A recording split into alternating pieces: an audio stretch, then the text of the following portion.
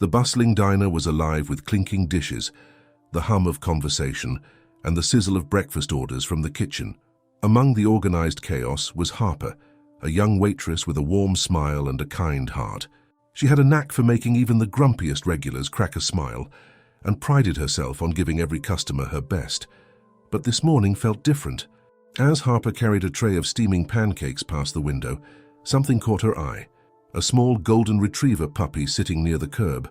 His fur was muddy, his ribs faintly visible beneath his coat, and his big, pleading eyes scanned the passers-by, looking for food or even a scrap of attention.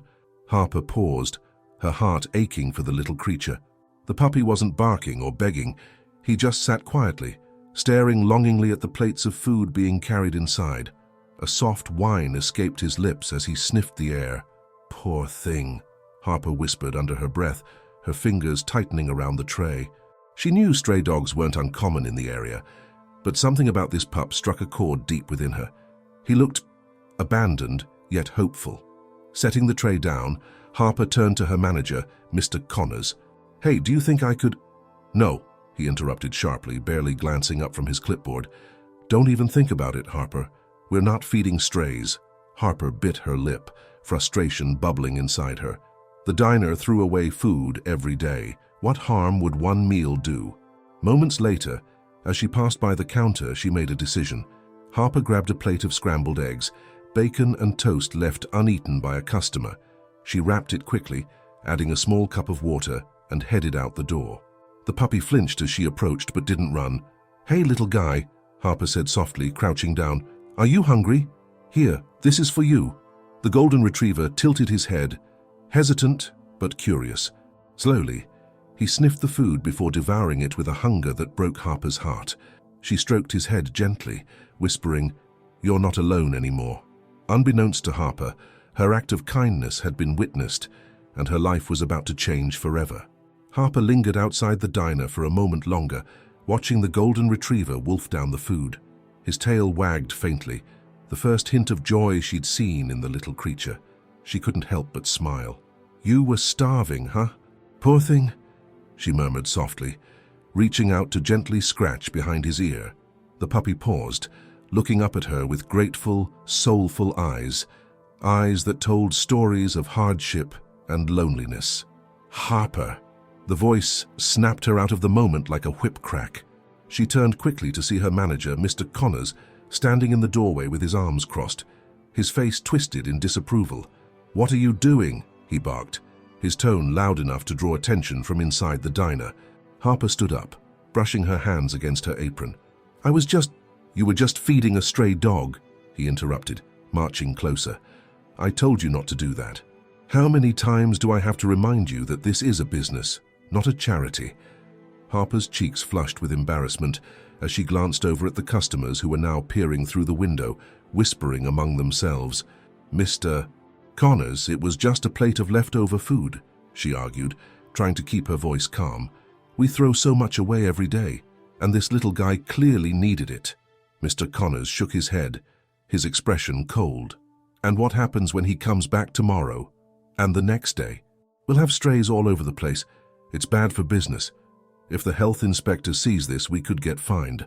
Harper's heart sank as she glanced at the puppy, who was now sitting quietly, his ears drooping as if he could sense the tension. "But no buts," Connors snapped. "You're fired, Harper. You can collect your things and go." The words hit her like a punch to the stomach. "Fired," she repeated, stunned. "For feeding a dog?" "Yes, for disobeying my orders and embarrassing this establishment." Connors turned on his heel, heading back inside. "And don't let me catch you here again." Harper stood frozen, her mind reeling. Customers stared at her through the glass, some sympathetic, others indifferent. Fired, just like that.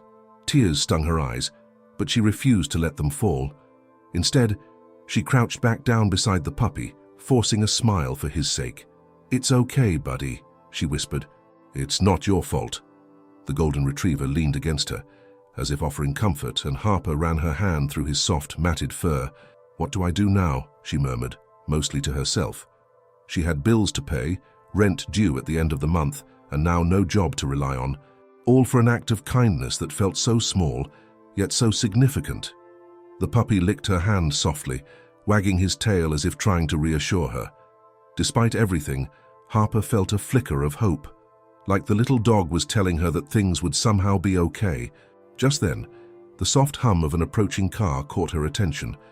A sleek black SUV pulled up in front of the diner, the engine purring as it came to a stop. Harper frowned, shielding her eyes against the glare of the afternoon sun. The driver's side door opened, and a man stepped out, a tall figure in a tailored suit, his polished shoes clicking against the pavement. "Excuse me, miss," the man said, his voice calm and authoritative as he approached. Harper straightened up, the puppy pressing against her leg for comfort. "Are you the one who fed this dog?" Harper hesitated, unsure how to respond. "Yes, I am," she admitted carefully. "Why?" The man studied her for a moment, his sharp gaze softening as it flicked to the puppy at her feet. Then, much to her surprise, he smiled. "I've been looking for this dog." Harper blinked. "You have?" "Yes. This little one's been missing for days. He belongs to someone very important to me." The puppy looked up at the man, tilting his head as if trying to recognize him. Then, to Harper's astonishment, the man crouched down and held out his hand. "Come here, boy," he said softly. The golden retriever hesitated, glancing between Harper and the man as though torn. Finally, he stepped forward cautiously, sniffing the man's hand before nuzzling it gently. The man's smile widened. "There you are," he murmured, scratching behind the dog's ear. "I've been so worried about you." Harper couldn't help but feel a pang of sadness. "So, he's yours?" The man stood up, shaking his head. "Not mine. My daughter's. This dog, Scout, is her best friend. She's been heartbroken since he disappeared." He turned to Harper, his expression suddenly serious. "You have no idea how much this means to us." Harper blinked in surprise. "I'm just glad he's safe." The man reached into his pocket, pulling out a sleek leather wallet. "We've done something incredible today," he said, handing her a business card. "I'd like to offer you something in return. Come by this address tomorrow morning. I think I have an opportunity you'll be interested in." Harper stared at the card, speechless. The address was for a prominent local organization she had only ever heard about on the news. I don't know what to say," she stammered. "Say yes," the man said with a knowing smile. "Good people deserve good things." With that, he led Scout to the SUV and opened the door. The golden retriever paused, looking back at Harper with those same soulful eyes. She waved softly. "Goodbye, buddy. Take care of yourself." The puppy barked once, a happy, grateful sound, as if promising that this wasn't really goodbye. As the SUV drove off, Harper stood there for a long moment, staring at the business card in her hand. Fired or not, she couldn't shake the feeling that something incredible had just begun. The next morning, Harper stood in front of the address printed on the business card. Her heart pounded in her chest as she looked up at the sleek modern building. The sign on the door read, "Evergreen Animal Rescue Foundation," a name she recognized instantly. It was one of the most prominent organizations in the city, known for rescuing and rehabilitating animals and spearheaded by the influential Dawson family. "Am I really supposed to be here?" Harper whispered to herself, clutching the card tightly.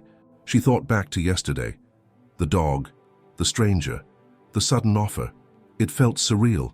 She took a deep breath, gathered her courage, and stepped inside. The reception area was clean and bright, with photos of rescued animals lining the walls. A friendly receptionist smiled up at her. "Good morning, can I help you?" Yes, I'm Harper. I was invited here by..." Before she could finish, a voice called out, "Ah, Harper, you came." Harper turned to see the man from yesterday, now dressed more casually but still exuding authority. He approached with a warm smile. "I'm glad you made it." Harper smiled faintly. "Thank you. I wasn't sure what to expect." "Come with me," the man said, gesturing toward a hallway. "I owe you a proper introduction. My name is Andrew Dawson. My family runs this foundation. Yesterday, you helped save more than just a dog. You gave a little girl her happiness back." Harper followed him, her curiosity growing. "The golden retriever, Scout, he really means that much to her." Andrew nodded, his expression softening. "My daughter, Lily, has been struggling since her mother passed away last year. Scout is more than just a pet. He's her comfort, her best friend. When he ran off after getting scared during a thunderstorm, we searched everywhere. Lily hasn't slept well in days, but last night, when we brought Scout home, I saw her smile for the first time in weeks. Harper's heart swelled. The thought that her small act of kindness had made such an impact was overwhelming. I'm so glad Scout is back where he belongs. Andrew stopped in front of a large window overlooking a spacious play area filled with happy, bouncing dogs. Harper, people like you are rare. Most would have ignored a stray. You stepped in when no one else did. He turned to face her. Our foundation could use someone like you, someone with heart. I want to offer you a job here at Evergreen. Harper froze. A job? Yes, Andrew replied. We rescue animals, rehabilitate them, and find them loving homes. It's hard work, but it's meaningful. And with your compassion, I think you'd be perfect for it. Harper was speechless. The last 24 hours had felt like a whirlwind. Fired for feeding a stray dog one day, and now being offered a position at a respected animal rescue. I don't know what to say, she admitted. Say yes, Andrew said with a smile. You'll start part-time, and if it's a good fit, we'll make it full-time. Sound fair? Harper hesitated, her mind racing. The thought of working with animals, of being part of something bigger, made her heart flutter with excitement. Yes, she said finally, a grin spreading across her face. I'd love that. Andrew clapped his hands together. Great. Let me give you a quick tour. Over the next few hours, Harper was introduced to the world of animal rescue. Andrew walked her through the different parts of the facility. The medical wing where injured animals were treated, the adoption center where families came to meet their new furry companions, and the outdoor play area where dogs like Scout could run freely.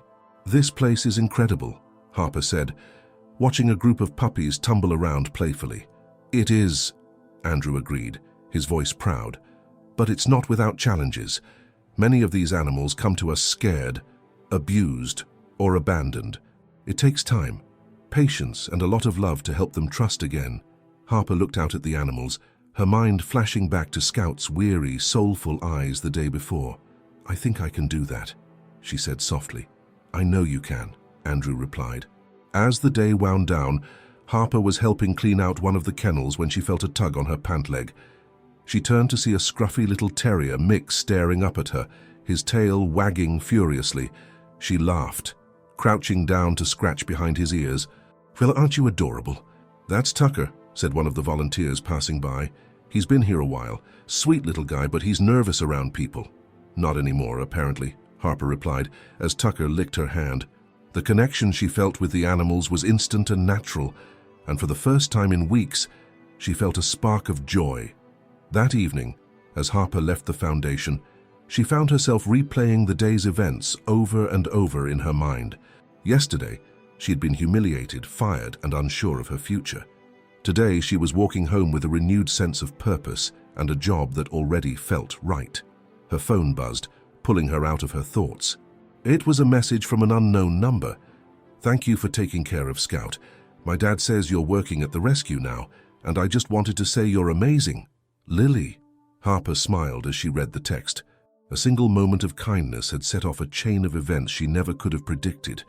Maybe getting fired wasn't the worst thing to happen, she murmured, her steps feeling lighter than they had in a long time. In the distance, she could already hear the faint barks and yips of dogs, as if calling her back to where she truly belonged. The days at the Evergreen Animal Rescue Foundation quickly became a source of fulfillment for Harper. Each morning, she arrived early, greeted by the chorus of barking dogs and the gentle hum of caretakers starting their routines. Her connection with the animals grew deeper with every day, especially with Tucker, the scruffy terrier mix who had instantly claimed a place in her heart. It wasn't just the dogs, though.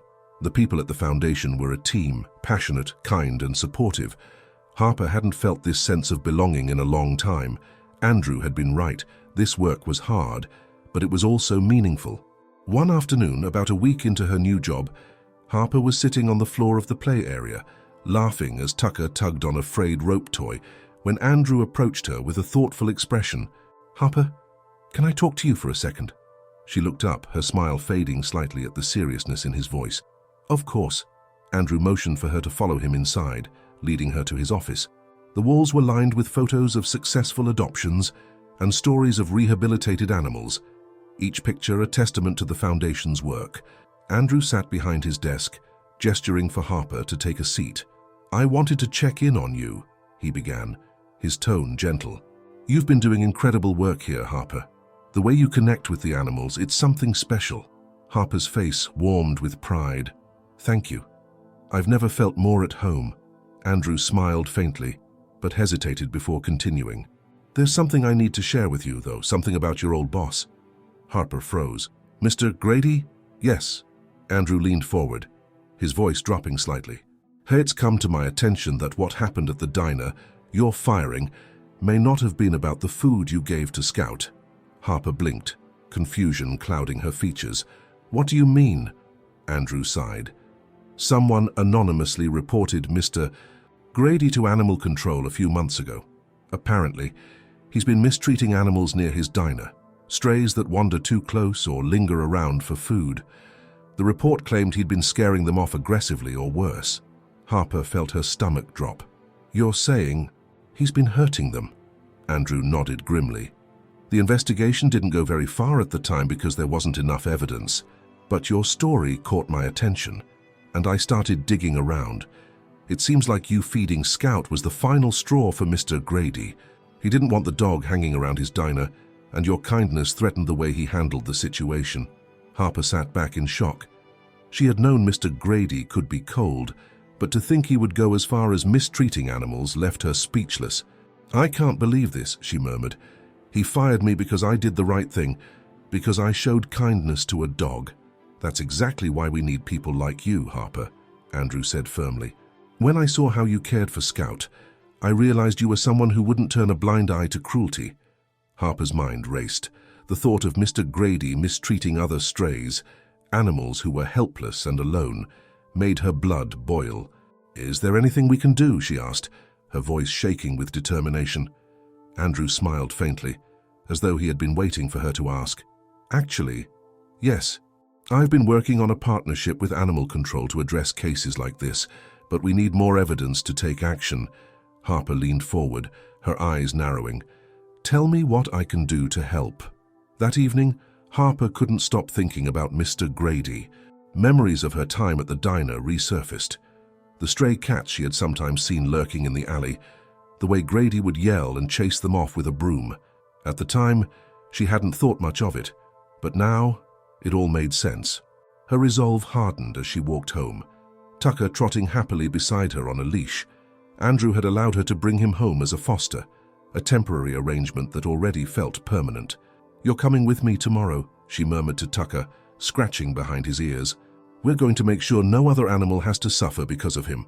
The next morning, Harper arrived at the diner just as the early shift began. She stayed across the street, hidden from view, watching as Grady barked orders at his staff.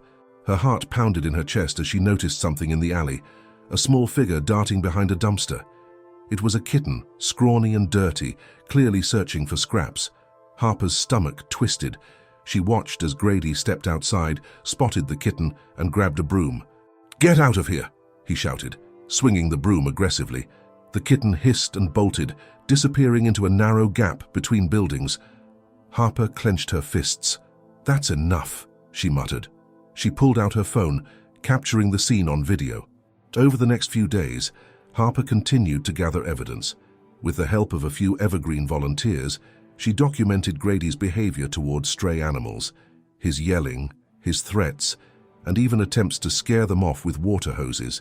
At the Foundation, Andrew reviewed the footage. "This is more than enough to reopen the investigation," he said, his voice tight with anger. "We'll work with animal control to put an end to this." Harper nodded, her heart racing. It's time he's held accountable. As she sat with Tucker that night, Harper felt a mix of emotions, anger at the injustice, pride in her actions, and hope for what was to come. For the first time, she realized that getting fired from the diner hadn't been a setback. It had been the start of something much bigger, and she wasn't going to stop until every stray animal, like Scout and Tucker, was safe. Harper barely slept that night. The images of Mr. Grady swinging his broom and shouting at helpless animals replayed in her mind like a broken record. It was infuriating to know that this kind of cruelty had been happening right under her nose for so long and that no one had stopped him. But now, things were different. Now Harper had a mission. The following morning, she arrived at the Evergreen Animal Rescue Foundation with a new determination burning in her chest. Andrew was already in his office, sifting through paperwork and sipping on his coffee. Harper knocked on the open door. "Good morning," she said, her voice steady but purposeful. Andrew looked up, smiling faintly. "Good morning, Harper. You look like you're on a mission today." "I am." Harper stepped inside and set her bag on the chair. "What's next? What do we do about Grady?" Andrew leaned back in his chair, studying her for a moment. "The footage you collected is compelling, and animal control is reviewing it, but we need to be prepared. Cases like this take time, and Grady's not the kind of man to go quietly." Harper frowned. "So what do we do in the meantime? We can't let more animals suffer while the process drags on." Andrew nodded, sharing her frustration. "You're right. While animal control does their part, we can step up our outreach. If Grady is driving animals away from his diner, chances are they're wandering into the surrounding areas. We need to find them, bring them here, and make sure they're safe." Harper's shoulders relaxed slightly. "I can do that. I want to help." Andrew grinned. "I knew you would. I'll gather a team of volunteers and we'll start canvassing the area this afternoon. You'll take the lead." The words made Harper pause. "Me? Lead? Why not?" Andrew shrugged. "You've proven yourself over and over, Harper. You care and the animals trust you. That's what matters." Harper hesitated for only a moment before nodding.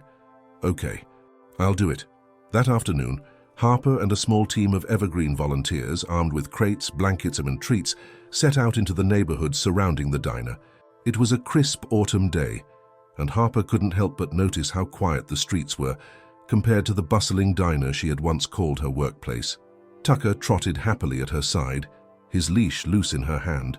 Harper had insisted on bringing him along, not just for company but because she trusted his nose. He was a scrappy dog who had likely lived a similar life to the strays they were looking for. The first hour was slow. Harper scanned alleyways, checked behind dumpsters, and approached any suspicious corners where a hungry animal might hide. A few cats darted out of sight before the volunteers could get close, but they left bowls of food behind, hoping to draw them back later. Finally, Harper spotted something. Near a crumbling brick wall behind an abandoned store, she saw a small movement, just a flicker, but enough to make her pause. She crouched low, whispering to Tucker. "Do you see that, buddy?" Tucker sniffed the air, his tail wagging cautiously as Harper crept forward. And there, hidden among the weeds and debris, was a tiny, trembling puppy. Its fur was matted and dirty, and its ribs were visible beneath its thin coat. "Oh, sweetheart," Harper whispered, her heart breaking. She set Tucker's leash down lightly. He stayed put, watching, and slowly extended her hand. "It's okay. You're safe now." The puppy flinched, its wide, frightened eyes locking onto hers. Harper didn't move any closer. Instead, she waited, keeping her voice soft and soothing. "You're okay. I'm not going to hurt you. Look, Tucker's here too." As if on cue, Tucker lay down on the ground, resting his chin on his paws and wagging his tail softly. The small puppy looked at him, curious but still afraid. After a few moments, it took a cautious step forward. "That's it," Harper encouraged. "You're doing great." She reached into her bag and pulled out a piece of soft bread she had brought for exactly this reason. The puppy sniffed the air, tempted by the food. With a tiny whimper, it crept closer, finally taking the bread from Harper's hand. "There we go," Harper whispered, a smile breaking across her face. Gently, she reached out and stroked the puppy's back, feeling its trembling muscles start to relax. She scooped it up carefully and cradled it against her chest. The puppy buried its face in her sweater, too weak to struggle. "You're safe now," she murmured. "I promise." By the end of the day, Harper and her team had rescued 3 stray animals, 2 cats and the trembling puppy she had found. Back at the foundation, the vet examined each one, treating their injuries and ensuring they were fed and warm. Harper stayed late into the evening, sitting beside the puppy's crate as it slept soundly for the first time in who knows how long. Tucker lay nearby, watching over them both. Andrew approached quietly, a proud smile on his face. "Good work today, Harper. You saved lives." Harper looked up, brushing her hair back. "It feels right," she admitted. "Like I'm doing what I'm supposed to do." "You are," Andrew replied. He placed a gentle hand on her shoulder. "And this is just the beginning." Harper nodded, her heart full but heavy. Mr. Grady was still out there, and until the investigation stopped him, there would be more animals like the ones they had saved today. But for now, Harper looked at the sleeping puppy and smiled. "One at a time," she whispered. "We'll save them all." Over the next few days, Harper threw herself into her work at the Evergreen Animal Rescue Foundation. The puppies, kittens, and strays they had saved during their first search began to recover, their weak bodies responding to food, care, and warmth. The trembling puppy Harper had found in the weeds, now named Scout, quickly became the center of her attention. He was small, shy, and still skittish around sudden noises, but he wagged his tail whenever Harper approached, inching closer to trusting humans again. But as Harper grew closer to Scout and the other animals, the specter of Mr. Grady loomed larger than ever. News of Grady's harsh treatment of animals had begun to spread through whispers in the community. Although there were no official actions taken against him yet, it was enough to put the diner under a cloud of suspicion. Customers dwindled, and Grady's frustration was becoming impossible to ignore. One afternoon, Harper and Andrew sat in his office reviewing adoption applications when the phone rang sharply. Andrew picked it up, his expression tightening almost immediately. Evergreen Foundation. "Andrew speaking. Yes, this is our organization. What do you mean, trespassing?" Harper froze, her stomach sinking. She could hear the harsh, growling voice on the other end of the line. "I don't know what you're talking about, Mr. Grady," Andrew replied firmly. "We operate within the law, and any footage of the animals—" The voice interrupted him, growing louder. Harper could almost imagine Grady's face, red with anger, jaw clenched, eyes cold as stone. Andrew straightened in his chair. "If you believe you have a claim, I suggest you take it up with animal control. Good day, Mr. Grady." He slammed the phone down and exhaled heavily, pinching the bridge of his nose. "What did he say?" Harper asked, already knowing the answer. Andrew's voice was low and calm, though his frustration simmered beneath the surface. "Grady's accusing us of trespassing on his property and harassing his business. He says we've been encouraging customers to avoid his diner." Harper frowned. "That's ridiculous. We haven't said a word to anyone about him." "He's lashing out because he knows he's under scrutiny," Andrew replied. "But it's not just words anymore. He's angry, and that makes him unpredictable." Harper sat back, chewing her bottom lip. "So what do we do?" Andrew looked at her with measured calm. "We keep doing what we're doing, but we're careful. We don't want to give Grady any ammunition. He's counting on us losing our cool." Harper nodded, though a flicker of anxiety ran through her. Grady wasn't just lashing out, he was escalating. Later that evening, as Harper finished her shift and prepared to head home, Andrew caught up to her by the shelter's front door. Tucker wagged his tail as he followed her, ready for their evening walk. "Harper," Andrew said, his tone quieter than usual, "I've arranged for security cameras to be installed around the foundation tomorrow." Harper blinked, surprised. "You think it's necessary?" "I don't want to take any chances," Andrew replied. "Grady's temper is only going to get worse, and I don't want him coming anywhere near this place. You've done amazing work here, Harper. I just want to make sure you're safe." The words struck a chord in Harper. No one had ever looked out for her like that before. She smiled faintly, her voice soft. "Thanks, Andrew. I'll be careful." He nodded, then glanced at Tucker, who barked cheerfully at his side. "And keep Tucker close. He's a good watchdog." As Harper walked home through the darkening streets, she couldn't shake the feeling of being watched. Every shadow seemed longer, every noise sharper. Tucker trotted protectively beside her, his ears perked and alert. When they finally reached her small apartment, Harper double-checked the locks on her doors and windows before collapsing onto the couch. Tucker hopped up beside her, resting his head on her lap as if sensing her unease. "It's fine," Harper whispered, scratching his ears. "We're fine." But even as she said it, she couldn't shake the memory of Mr. Grady's voice on the phone, angry, vindictive, and far from finished. The next morning, Harper arrived at the shelter early, eager to distract herself by spending time with Scout and the other animals. As she stepped through the front doors, her eyes widened in shock. The shelter's walls had been vandalized. Thick streaks of black spray paint marred the entrance, with angry words scrawled across the brick. "Leave our town alone." Harper's heart dropped, and her hands shook as she fumbled for her phone to call Andrew. Within minutes, he arrived alongside a few volunteers, all of them staring in disbelief at the graffiti. Andrew clenched his fists. "This has to be Grady or someone connected to him." Harper nodded numbly, her stomach turning. "What do we do now?" "We clean it up," Andrew replied firmly, "and we don't let this stop us." "Harper, this is what happens when you fight for something that matters. People who are in the wrong will fight back." "But the animals," Harper began, her voice cracking. Andrew cut her off gently. "The animals need us. They need you, Harper. And we're not going to let anyone scare us away." Harper took a deep breath, feeling the weight of Andrew's words settle in her chest. She looked back at the shelter, at the frightened animals who depended on them for safety and love. Scout was counting on her. Tucker was counting on her. With new resolve, Harper nodded. "Let's clean it up." As the team began scrubbing the graffiti away, Harper caught sight of Scout watching her through the window of his kennel. His tiny tail wagged faintly, as if cheering her on. "We're not giving up," Harper whispered to him, more to herself than anyone else. "Not on you, not on any of you." Over the next week, Harper and the team worked tirelessly to repair the shelter's image, both literally and figuratively. The graffiti was cleaned off the walls, the security cameras were installed, and extra volunteers joined the effort to help care for the animals.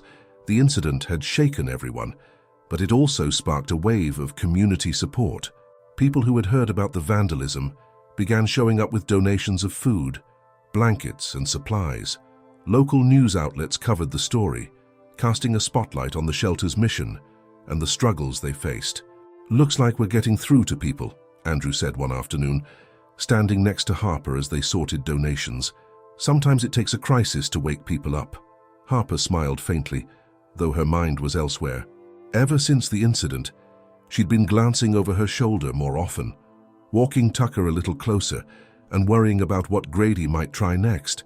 He hadn't made another move, but she knew his silence didn't mean he was done. It was during one of these moments, standing in Scout's kennel, watching the puppy nuzzle a new blanket, that Harper's phone buzzed with an unexpected message. Anonymous number. "You're making a big mistake. Leave now before it's too late." Her heart skipped a beat. She stared at the screen, her thumb hovering over the reply button before she locked the phone. Taking a deep breath, she glanced down at Scout, who peered up at her with innocent brown eyes. "It's okay, Scout," she whispered, though her voice shook slightly. "We're safe here." But were they? Later that evening, Andrew called an emergency team meeting to address the rising tension. Harper sat in the circle of chairs alongside other volunteers, her nerves frayed as she waited for him to speak.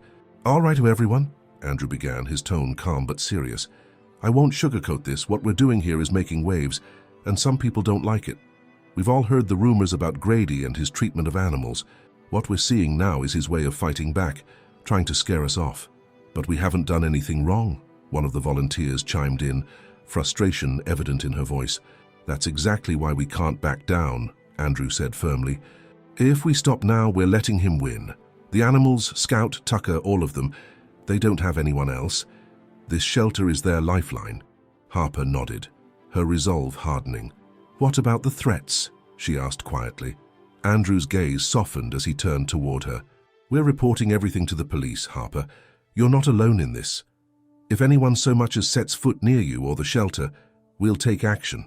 The words were meant to reassure her, but Harper couldn't shake the weight of the anonymous message. Grady was trying to intimidate her specifically, and a part of her wondered if it was her fault for standing up to him that day in the diner. After the meeting, as the volunteers dispersed, Andrew approached Harper and gently placed a hand on her shoulder. "Are you okay?" Harper forced a smile. "I'm fine, just a little rattled." "I get it," Andrew said softly, "but remember this. Grady's anger isn't about you. It's about what we represent. He's scared because he knows he's being exposed." Harper nodded, appreciating the words even if they didn't fully ease her worry. "Thanks, Andrew. Take the night off," he added. "Spend time with Tucker. You've been running yourself ragged here." She considered arguing but decided against it. Andrew was right. She needed a moment to clear her head. That evening, Harper took Tucker on a long walk through the quiet streets of her neighborhood. The sun had dipped below the horizon, and the faint glow of streetlights bathed the sidewalks in soft yellow light. Tucker trotted happily beside her, his tail wagging and ears perked as they walked. "Maybe Andrew's right," Harper said aloud, scratching behind Tucker's ears. "Maybe Grady's just bluffing, trying to scare us." Tucker barked in response, as if agreeing with her. Harper chuckled faintly, the first genuine smile she'd had all day. For a moment, she allowed herself to enjoy the cool night air, the soft rustling of leaves, and Tucker's comforting presence. But as they rounded the corner back toward her apartment, Harper froze. A dark car sat parked across the street. Its engine was off, but she could see the faint glow of someone sitting in the driver's seat. Her heart began to pound. "Come on, Tucker," she whispered, gripping the leash tightly. She quickened her pace, her eyes darting back toward the car as she crossed the street. The figure didn't move, but Harper could feel the weight of their gaze following her. When she reached her apartment door, her hands trembled as she unlocked it. Tucker barked once, standing alert as if sensing her unease. "Inside, buddy," she whispered, pulling him through the door and locking it behind her. Through the peephole, she watched the car for several minutes. Finally, the engine rumbled to life, and it pulled away into the night. Harper slumped against the door, her breath shaky. "It's fine," she whispered, more to herself than anyone else. "It's fine, they're just trying to scare me." Tucker sat beside her, resting his head on her knee. She stroked his fur, her thoughts racing. Grady's threats were no longer idle words. He was watching her, and he wanted her to know it. But as Harper looked down at Tucker and thought of Scout and all the other animals depending on her, a spark of defiance flickered in her chest. "You're not going to win, Grady," she murmured. "I promise you that." The days that followed were a blur of vigilance and quiet defiance. Harper refused to let fear dictate her actions. Every morning, she showed up at the shelter with Tucker by her side, ready to care for the animals and ensure everything ran smoothly. She pretended not to notice the unfamiliar cars that occasionally drove slowly past the shelter, or the menacing notes that appeared under the door. Andrew had reported everything to the police, but there was little they could do without concrete proof of Grady's involvement. One afternoon, Harper was kneeling beside Scout's pen, the golden retriever pup gnawing playfully on her shoelaces, when a voice startled her. "Well, aren't you just a bleeding heart?" Harper's head snapped up. Grady stood just inside the shelter entrance, a cruel smirk twisting his features. His presence cast an icy shadow over the otherwise warm and cheerful room. Tucker growled low from where he lay near Harper, his hackles raised. "You can't be in here," Harper said sharply, rising to her feet. "Leave." Grady ignored her, stepping forward and casting a condescending look around the shelter. "This dump's still open, huh? I'm surprised. Figured you'd have given up by now." "We're doing just fine," Harper shot back, though her heart raced. "You have no right to be here. Get out before I call the police." Grady's smirk faltered, but his eyes narrowed with barely veiled anger. "Police? They won't do a thing. You don't know what you're up against, sweetheart." "I know exactly what I'm up against," Harper said, her voice steady even as she clenched her fists. "A bully who's afraid of being exposed." Grady's face darkened, and for a moment, Harper wondered if he'd lash out. Tucker stood protectively in front of her, his growl growing louder. Finally, Grady sneered and stepped back toward the door. "Have it your way," he muttered. "But don't say I didn't warn you." Harper watched him leave, the tension in her chest loosening only once the door closed behind him. She knelt and rubbed Tucker's head. "Good boy," she whispered, her voice trembling. "You're my brave boy." Scout, oblivious to the exchange, let out a happy bark, pulling her focus back to the moment. Harper shook off her fear. Grady's intimidation tactics were growing bolder, but she refused to let him win. That evening, Harper and Andrew sat at a corner table in a small cafe, going over plans for the shelter's upcoming fundraising event. The community had rallied in support of them after the vandalism, and Andrew had suggested hosting a Rescue Day event to raise awareness and funds. "We'll set up adoption booths outside, invite families to come meet the animals," Andrew explained, tapping his pen against a flyer they were designing. "Maybe even partner with local businesses to sponsor some of the animals' care. It'll show people we're not going anywhere." Harper nodded, feeling a spark of hope. "I like it. The more people we get involved, the harder it'll be for Grady to keep pushing us around." Andrew's expression grew serious. Speaking of Grady, I don't like what's happening, Harper. He's escalating. The vandalism, the threats, and him showing up today, it's not a good sign. Harper frowned. I know, but we can't back down. If we stop now, everything we've worked for will be for nothing. Andrew sighed. You're brave, Harper. Braver than most. But I don't want you to get hurt. The sincerity in his voice surprised her. For the first time, she noticed the shadows of worry etched into Andrew's face. I'll be fine, she said softly. As long as we're in this together, we'll figure it out. Andrew nodded, though his concern lingered. The morning of the Rescue Day event dawned bright and clear. The shelter's small parking lot had been transformed into a lively festival of tents, banners, and booths. Volunteers bustled about, setting up tables filled with adoption forms, pet supplies, and donation jars. Families began to arrive, children squealing with delight as they met the animals. Harper worked tirelessly, moving between booths, introducing puppies to potential adopters and answering questions. Scout, now wearing a bright green bandana with "Adopt Me" embroidered on it, quickly became the star of the day. His playful demeanor and golden fur drew in a crowd wherever he went. Look at this little guy, a young mother exclaimed, kneeling beside Scout as her daughter giggled and hugged him. We might just have to bring him home. Harper beamed. He'd make a wonderful addition to your family. The joy of the day was contagious, but Harper couldn't shake the feeling that something was off. She noticed a man standing at the edge of the crowd, his arms crossed and his gaze fixed on her. He wore sunglasses and a baseball cap, making it hard to see his face, but Harper's instincts prickled with unease. Andrew, she whispered, pulling him aside. Do you see that guy by the fence? Andrew glanced over and frowned. Yeah, I don't recognize him. Neither do I, Harper murmured.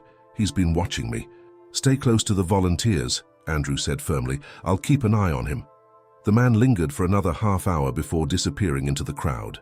Harper forced herself to focus on the event, reminding herself that Grady and his intimidation tactics wouldn't ruin what they'd built. By the end of the day, the shelter had raised more funds than Harper ever could have hoped for. 10 animals were adopted, including Scout, whose new family promised to give him a life full of love and happiness. As Harper hugged Scout goodbye, tears pricked her eyes, but they were tears of joy. You're going to be so happy, she whispered to the pup as he licked her cheek. You deserve this. Watching Scout leave with his new family, Harper felt a renewed sense of purpose. No matter what Grady tried, the shelter was making a difference. But as the sun set and the volunteers began packing up, Harper found a small envelope taped to the shelter's door. Her heart sank as she tore it open. Inside was a single note, scrawled in rough handwriting. You think you've won. This isn't over. Harper's hands trembled as she read the words, but her jaw tightened with determination. Grady's threats were growing more dangerous, but she refused to let fear break her. The days after the Rescue Day event were bittersweet for Harper. Scout was thriving in his new home. His adoptive family had sent her pictures of the happy golden retriever running through their yard, but the note left on the shelter door lingered in her mind like a dark cloud. She couldn't let Grady win, but she also couldn't deny the danger was becoming real. Late one evening, as Harper sat in the shelter's small office sorting through adoption paperwork, Andrew knocked softly on the doorframe, a cup of steaming tea in his hand. Thought you could use this, he said with a small smile, handing her the mug. Thanks, Harper replied, offering a grateful smile in return. She leaned back in her chair and sighed. We should be celebrating, you know. The event was a huge success. Andrew pulled a chair over and sat across from her. Yeah, but you've got that look again, like something's eating at you. Harper hesitated, then decided to be honest. It's Grady. The note. Everything he's doing. I feel like I'm walking on eggshells waiting for him to make his next move. Andrew's expression darkened. He's a coward, Harper. He's trying to scare you because he knows he can't beat you any other way. But what if he escalates again? Harper said, voicing her deepest fear. What if it's not just notes or threats next time? What if he tries to hurt the animals or... She trailed off, unable to finish the thought. Andrew leaned forward, his voice low but steady. Then we'll stop him. We've already reported everything to the police, but I think it's time we do something more. Fight back in our own way. Harper furrowed her brows. What do you mean? Expose him. Andrew said firmly. We've talked about Grady's shady operation before, but we've never had solid proof. If we dig deeper and bring his actions to light, we can end this. Harper bit her lip. You think we'll find something? Andrew nodded. I'd bet on it. People like Grady always slip up eventually. The idea gave Harper pause. Exposing Grady would put a target on her back even more than it already was. But Andrew was right. Letting him continue unchecked was no longer an option. All right, she said finally. Let's do it. But we have to be smart about this. Over the next few days, Harper and Andrew worked quietly behind the scenes, gathering information on Grady and his business. They started small, talking to other shelters, rescue groups, and even local pet owners. Stories began to emerge of suspicious injuries, sick animals sold under false pretenses, and payments that seemed to vanish without a trace. One evening, while researching online, Harper stumbled across a private forum where local animal rescue advocates shared warnings about unethical breeders. There, buried in a long thread, she found a name she recognized: Grady's Kennels. The posts were damning. One described a litter of puppies that had been sold with severe illnesses. Another recounted how a customer had discovered the rescued dogs they'd bought were actually stolen pets. Harper's stomach churned as she read. Andrew, she said, waving him over to the computer screen. Look at this. There's a pattern here. Andrew scanned the posts, his jaw tightening. This is it. We need to bring this to the police and the local news. Harper hesitated. What if he finds out it's us? We don't have enough yet to take him down completely. Andrew rested a reassuring hand on her shoulder. Then we'll keep looking until we do. Harper, the truth has a way of surfacing, but someone has to be brave enough to dig it out. Harper nodded, emboldened by his words. Tucker, who was curled up beside her feet, let out a soft bark as if offering his own encouragement. That weekend, Harper decided to visit the outskirts of town, where Grady's kennels were rumored to be located. She drove cautiously along the dirt road, her hands gripping the steering wheel as Tucker sat in the passenger seat, watching the world outside with quiet alertness. The kennels were tucked behind a chain-link fence, partially obscured by overgrown trees. From a distance, Harper could see rows of small makeshift enclosures, some covered in tattered tarps. The faint sound of barking dogs reached her ears, and her heart ached at the thought of animals suffering under Grady's care. She parked a safe distance away and pulled out her phone, snapping a few photos through the zoom lens. As she focused on one of the enclosures, she spotted movement. A man stepping out of a small office building. Grady. Harper ducked lower in her seat, holding her breath as Grady scanned the area. For a moment, she thought he might have seen her, but then he turned and walked back inside. Exhaling slowly, Harper whispered to Tucker, "We'll get them out of there, I promise." Back at the shelter, Harper shared the photos with Andrew and the team. "This has to be enough to get the authorities to investigate," she said, her voice resolute. Andrew studied the images and nodded. "It's a start, but we'll need more concrete evidence to make a case. We should share this with the rescue network. Maybe someone else has information we can add to this." Harper agreed, but as she glanced at the photos again, her phone buzzed with an unknown number. She hesitated before answering. "Hello?" A low, chilling voice crackled through the line. "You don't know when to quit, do you?" Harper froze, her blood running cold. "Who is this?" The voice ignored her question. "You think you're helping those dogs? You're just making things worse for yourself. Walk away now or you'll regret it." The line went dead. Harper lowered the phone slowly, her hands shaking. Andrew, noticing her pale face, stepped closer. "Who was it?" "Grady," she whispered. "Or one of his people." Andrew's expression hardened. "That's it. We're going to the police tonight. He's crossed the line." Harper looked toward the shelter where Tucker and the other dogs lay peacefully, unaware of the growing storm. "We can't let him get away with this, Andrew. We have to stop him, for them." Andrew nodded. "And we will. Together." The shelter felt unusually quiet that evening, the tension from the threatening phone call hanging in the air like a storm cloud. Harper sat at her desk, staring at the photos she had taken of Grady's kennels. Her mind raced with worst-case scenarios. What if Grady followed through on his threats? What if he hurt the animals or tried to sabotage their shelter? Andrew entered the room, holding 2 cups of coffee. "You need this," he said softly, placing one on the desk in front of her. "You look like you haven't blinked in an hour." Harper offered a weak smile. I just keep thinking, Andrew. What if we're not doing enough? What if we can't stop him in time? Andrew sat down across from her, his face serious but calm. We are doing enough, Harper. And we'll keep fighting until this is over. You're not alone in this, okay? We've got the police involved, we've got photos, and more people are talking about Grady's operation. Harper nodded, but her unease wouldn't fade. Tucker, sensing her anxiety, padded over to her and rested his head on her lap. She stroked his soft fur, comforted by his presence. It's just, he sounded so confident, Andrew, like he knows something we don't. Andrew's jaw tightened. Then let's stay a step ahead of him. That night, Harper couldn't sleep. She tossed and turned, Grady's warning replaying in her mind. Finally, around midnight, she sat up and sighed. Tucker, who had been curled at the foot of her bed, perked up and gave her a sleepy bark.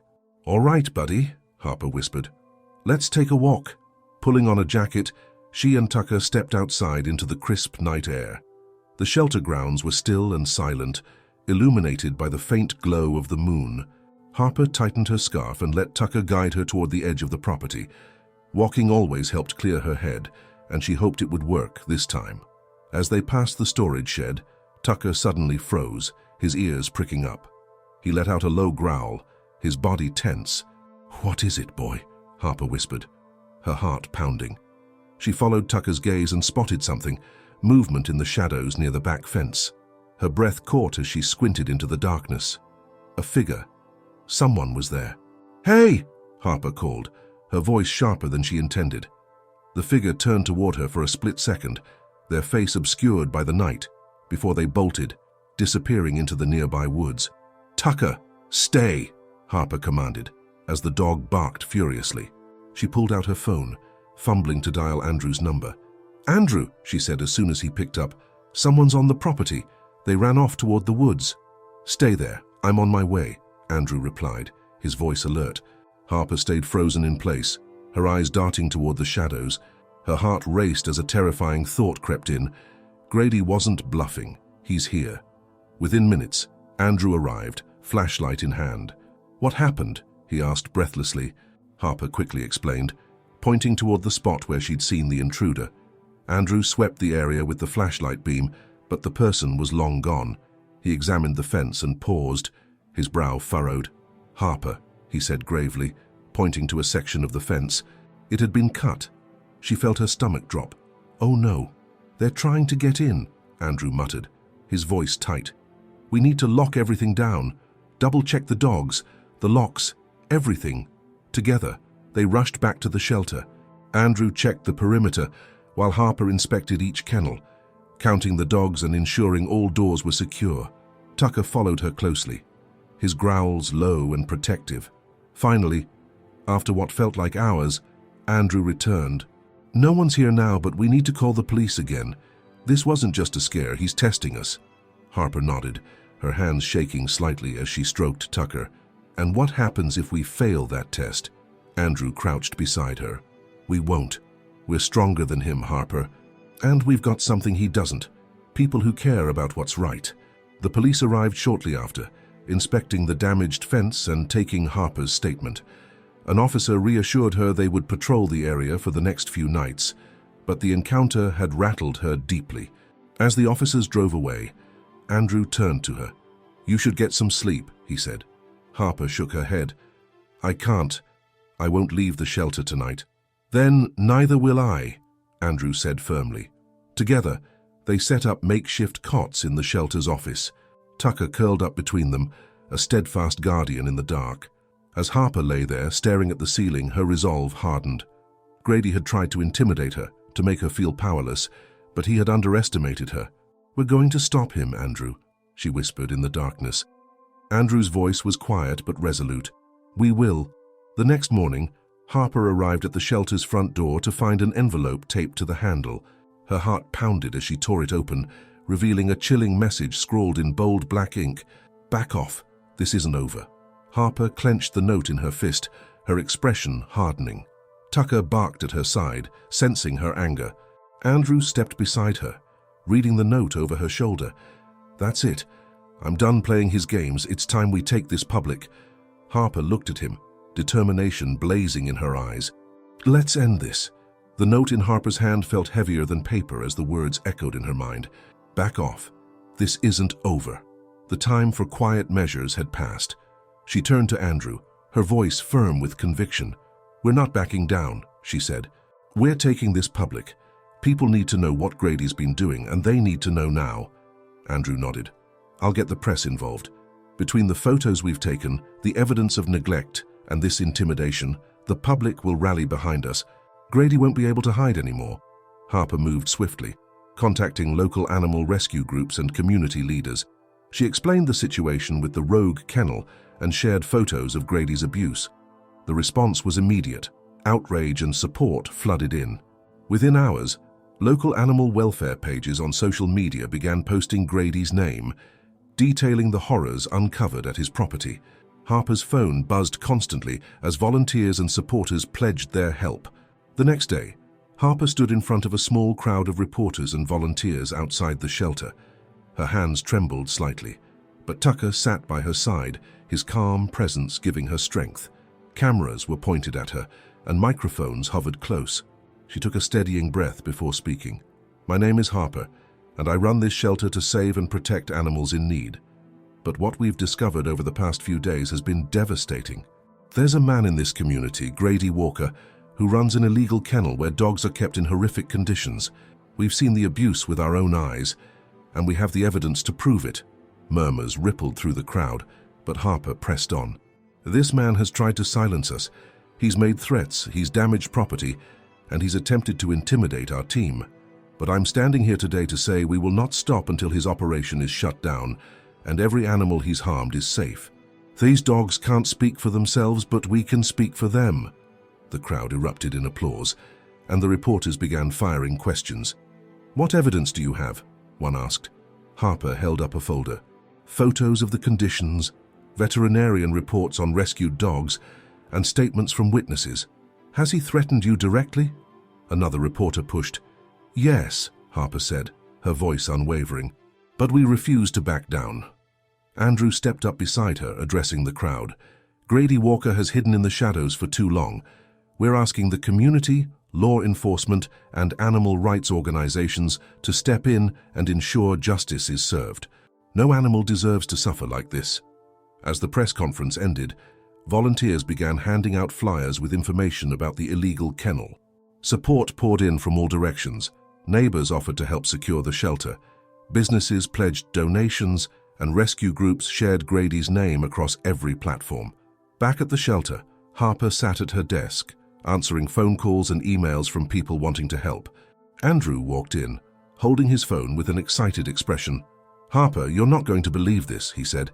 "A major news station picked up the story. It's airing tonight." Harper's eyes widened. "That's huge. If we can get enough attention, maybe the police will act faster." Andrew grinned. "They won't have a choice. The pressure will be too strong." But their victory was short-lived. That evening, as the sun began to set, a loud crash echoed through the shelter grounds. Harper and Andrew rushed outside to find one of the kennel doors broken open and 2 dogs missing. "Grady," Harper whispered, her heart sinking. Tucker barked furiously, running toward the fence line where tire tracks marred the dirt. "He came back," Andrew growled, his fists clenched. "He took the dogs as retaliation." Harper's hands shook as she tried to steady her breathing. "We have to get them back, Andrew. We can't let him win." Andrew nodded. "Call the police again. This time, they'll have no choice but to take action." Harper dialed the emergency line, her voice sharp and urgent as she reported the break-in and theft. The officers arrived quickly, but Grady was already gone. "Do you have proof that he's behind this?" the officer asked. "He's the only one who would do this," Harper snapped, anger boiling just beneath the surface. "He's threatened us. He's tried to scare us into silence." The officer sighed, jotting down notes.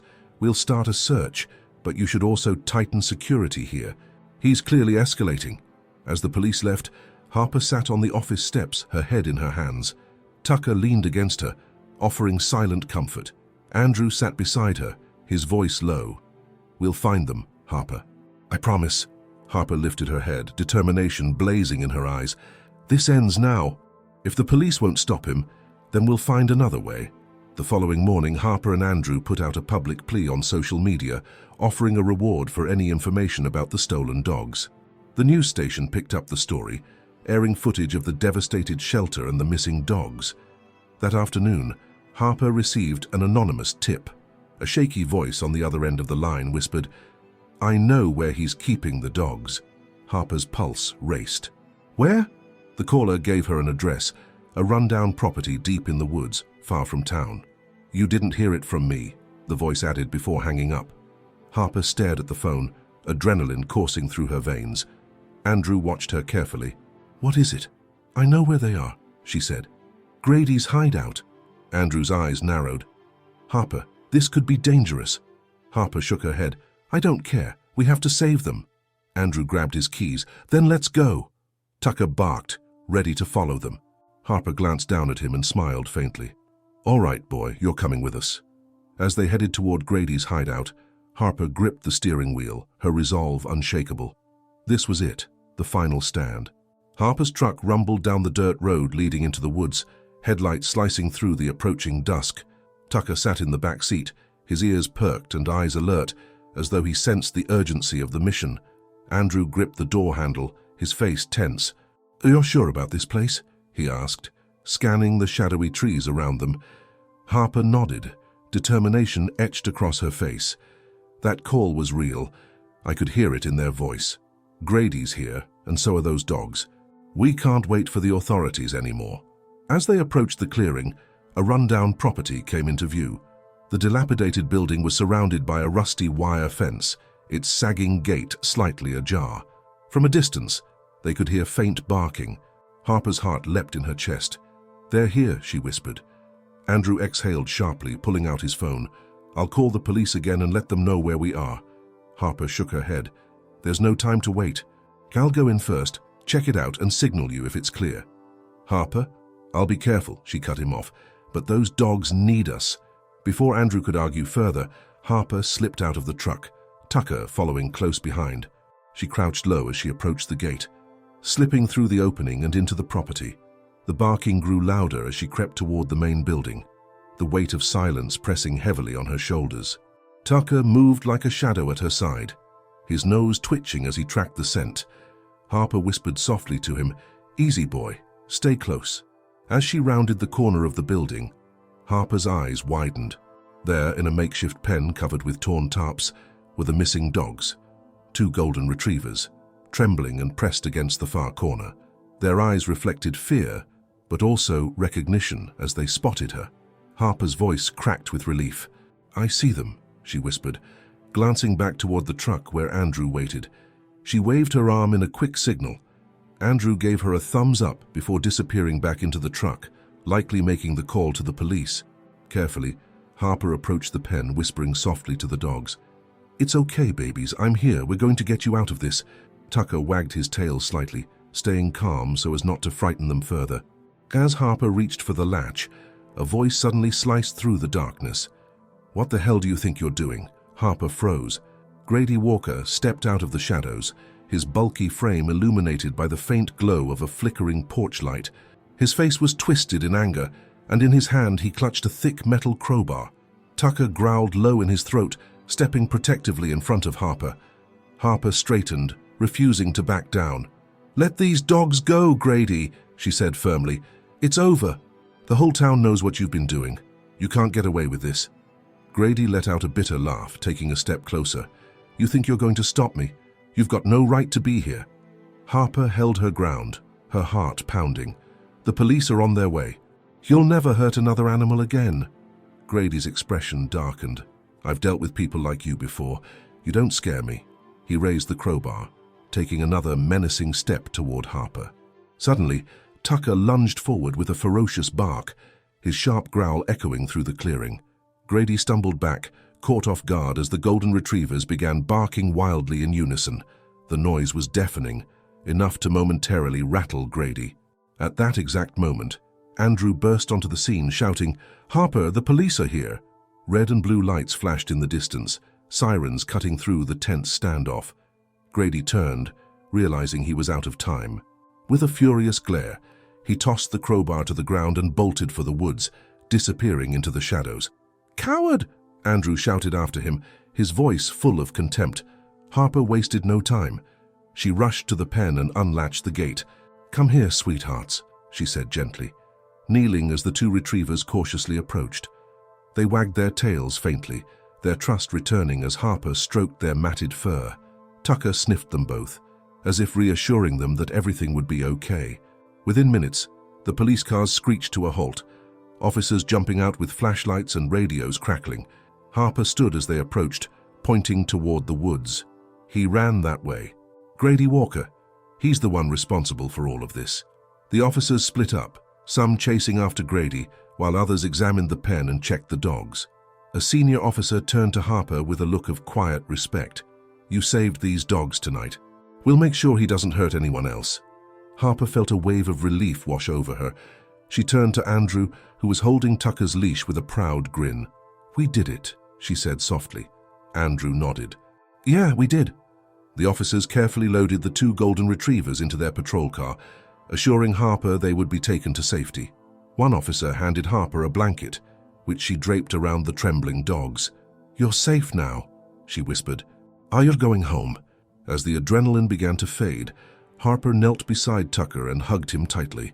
"You're a hero, boy," she whispered into his fur. Tucker wagged his tail, as though he knew the part he'd played in saving the day.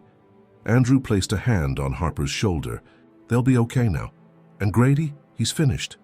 Harper smiled faintly, the weight of the past few days lifting from her shoulders. "Let's get back to the shelter," she said. "We've got a home waiting for them." The shelter was quiet when Harper and Andrew arrived later that night, the rescued dogs safe and sound in the back seat. Tucker, still alert, sat proudly by Harper's side, as if knowing he had just been part of something extraordinary. Harper glanced at the golden retrievers, who had finally settled down, their eyes soft with trust and gratitude. "We're home now," she said gently, as they parked in front of the shelter's warmly lit building. Andrew grabbed the leashes, while Harper carried blankets and fresh food to prepare a welcoming space. Inside the shelter, Harper guided the two dogs into a cozy corner with soft bedding and water. They sniffed cautiously at the blankets before curling up together, their tails wagging faintly. Tucker sat close by, his presence calm and reassuring. Harper smiled softly, crouching to stroke their fur. "You're safe now," she whispered. "No more fear. No more hurt." Andrew stood nearby, watching the scene unfold with admiration. "You've got away with them, Harper," he said. "It's like they know they're finally home."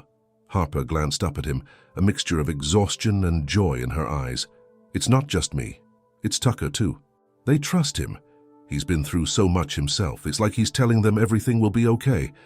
Andrew knelt beside her, rubbing Tucker's head affectionately. "He's more than just a rescue dog. He's a hero." Suddenly, the sound of a car pulling into the shelter's lot broke the quiet. Harper frowned, exchanging a look with Andrew. Who could that be at this hour? They stepped outside, where a sleek black car had just parked. A tall, well-dressed woman emerged, her expression a mix of hope and hesitation. Harper and Andrew exchanged puzzled glances as the woman approached them. "Are you Harper?" the woman asked, her voice soft but confident. Harper nodded, brushing her hair back. "Yes. Can I help you?" The woman smiled faintly, her eyes misting with tears as she reached into her purse and pulled out a photograph. "I believe these dogs are mine," she said, holding the photo out for Harper to see. Harper stared at the picture in disbelief. It showed the two golden retrievers, healthy, happy, and playing in a sunlit backyard. "You know them," Harper whispered. The woman nodded. "Their names are Bailey and Riley. They're my babies. They went missing weeks ago, and I've been searching for them ever since. Someone broke into my property and took them. I never thought I'd see them again." Harper's chest tightened as relief flooded through her. "They're here," she said, her voice trembling. "Safe and sound." The woman's composure broke as she let out a sob of gratitude.